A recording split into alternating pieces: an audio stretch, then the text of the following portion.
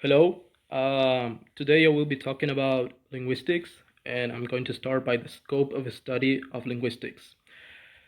It's a bit hard to tell one main scope of a study of linguistics because it covers a wide range of topics, right?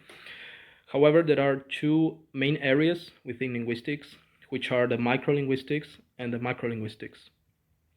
Within the microlinguistics, we find phonology, that deals with the study of sound patterns in a language.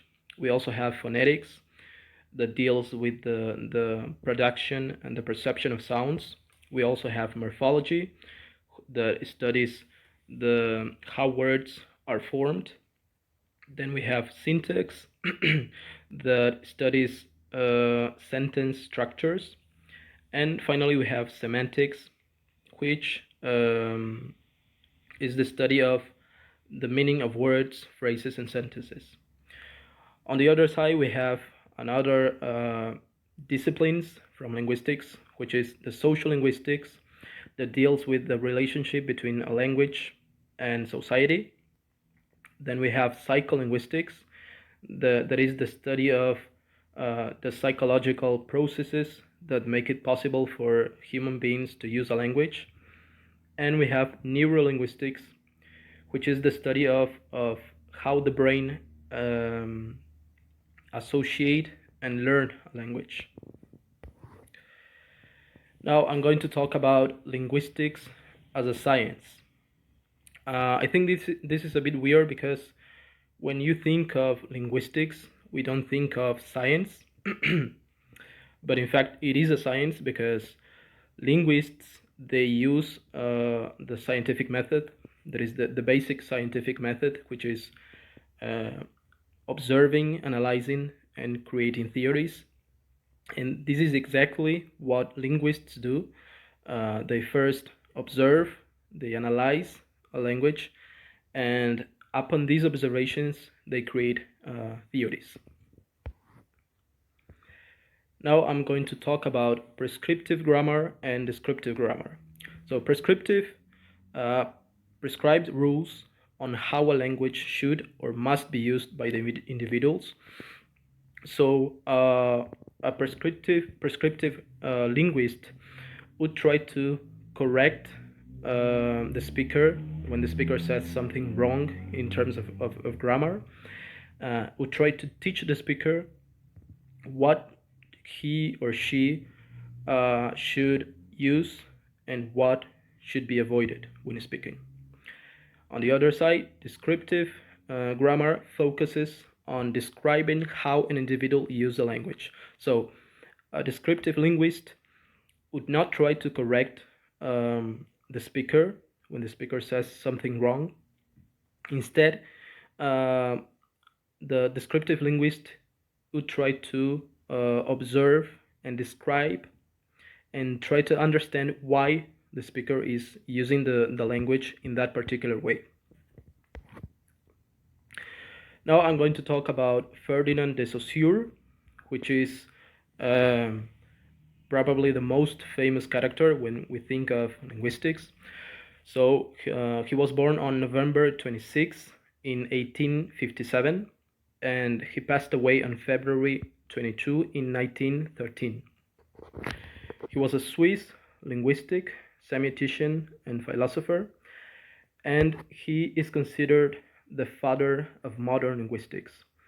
But why people consider him as the father of modern linguistics? Basically, because he introduced an entirely new way of thinking about languages, and he also he made a radical change from the previous studies, the previous approaches towards linguistics. Okay, so Saussure, he made a lot of contributions to linguistics, right? And now I'm going to try to explain the most important ones. First of all, he made a distinction between langue and parole. Those are French words, right? Langue means language, and parole means speech. So, according to him, langue is a work of a collective intelligence. It's like a collective system that we all have. So, for example, here in Uruguay, all of us speak Spanish. In Brazil, all of the people there, they speak Portuguese. In France, all of the people there, they speak French, and so on. So this is something more. This is something that we share in common. Then parole is the individual use of language. So, for example, here where I live, I speak Spanish. My mother speaks Spanish, and my father speaks Spanish as well. However, I don't speak in the same way as my mother does, and my mother doesn't speak in the same way as my father does. So this is something more individual of each person. So Saussure, uh, according to him, language is a system of sign, and he was interested in the system of signs that we use to express ourselves, to denote ideas, and so on. So he stated that the sign is composed of two parts. So we have the signifier and the signified. The signified is the word that we read and the sound that we hear. Then the signified is the mental concept that we have when we hear a sound or when we read a word. So, for example, when we say the word dog, we immediately think of a real dog. We immediately imagine in our minds a real dog, right? And then he also talked about 2 points of time that linguists use to study languages. So we have the synchronic point of view, that is the study of language at a particular point in time, and the diachronic point of view, which is the study of the history or evolution of language. As I said before, those are two different points of view that a linguist uses to study a language. However, linguists nowadays, they prioritize the synchronic point of view over the diachronic point of view. And this is because linguists, they for them is most important to study a language when it is currently being used, rather than studying it how it changed over the time, right? An example would be with the word cool, right?